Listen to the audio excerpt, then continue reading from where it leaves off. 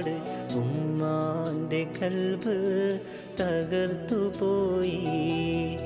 ഒരു വാക്കിലാശ്വാസം ഉരിയാടാൻ കഴിയാതെ ഞാനും വല്ലാണ്ട് തളർന്നു പോയി.